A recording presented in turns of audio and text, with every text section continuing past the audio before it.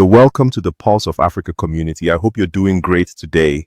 If you're joining us for the first time, don't hesitate to like, share, and subscribe to stay informed and connected to Africa's most important news reports. Your engagements will help this video to reach more people. Thank you very much.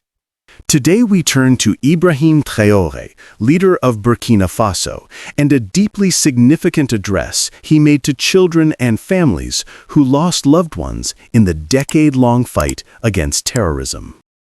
The speech outlines concrete measures that the government intends to take in order to care for pupils of the nation, orphans and children whose parents died defending the country.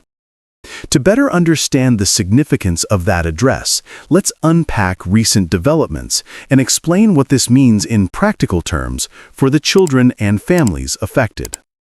In April 2025, the government of Burkina Faso officially granted Pupille de la Nation status to 158 minor children of fallen or wounded members of the security forces, internal security services, and public servants who lost their lives or were injured in national defense operations.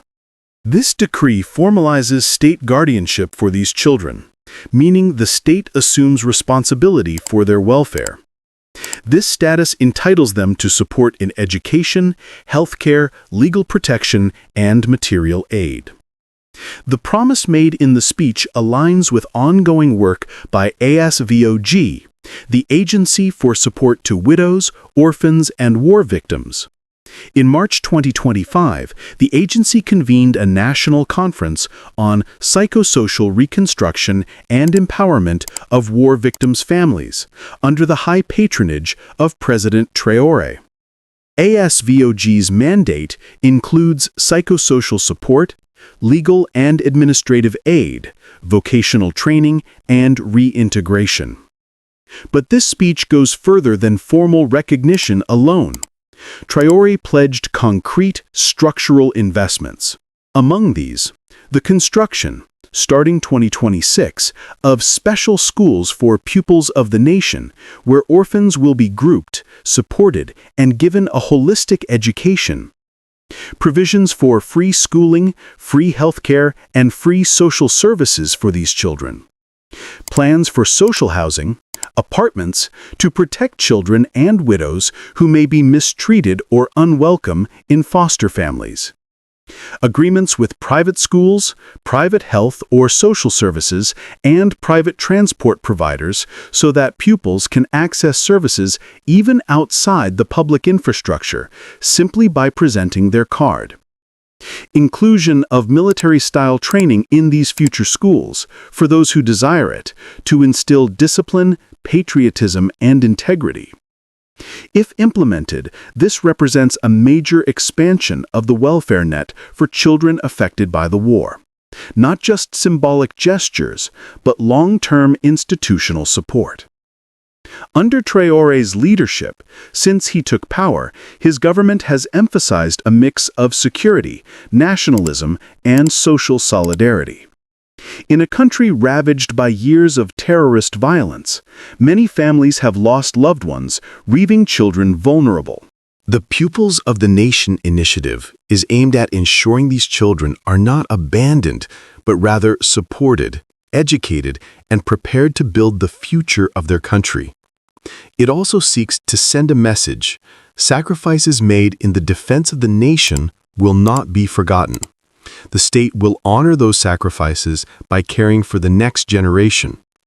But the success of this plan will depend heavily on implementation, resources, follow-through on construction of schools and housing, effective coordination with private actors, and the capacity to provide quality education and services. Given Burkina Faso's ongoing security challenges, this is a bold commitment. This speech by President Traoré carries both profound humanitarian significance and major political weight.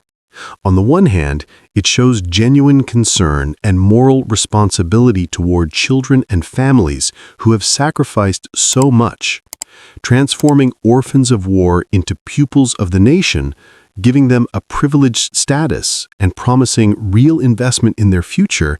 These are tangible signs of compassion and solidarity.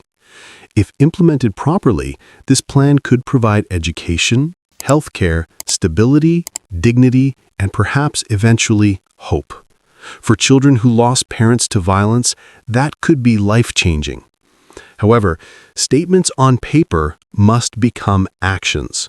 Burkina Faso faces serious security, economic, and logistical challenges.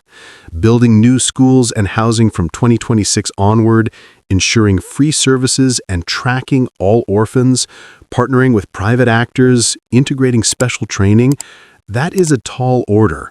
That context adds weight to the importance of scrutinizing every step, but does not diminish the potential positive meaning of this program for those children who need support most. The address by Ibrahim Traoré to the pupils and widows of the nation lays out a vision of solidarity, care, dignity, and hope for children who have lost parents to conflict. If Burkina Faso can deliver on these promises, building schools, offering free education and healthcare, creating safe housing, facilitating mobility and access to services, this could mark a real turning point for war-affected children and the social fabric of the nation. But the path to success will be difficult.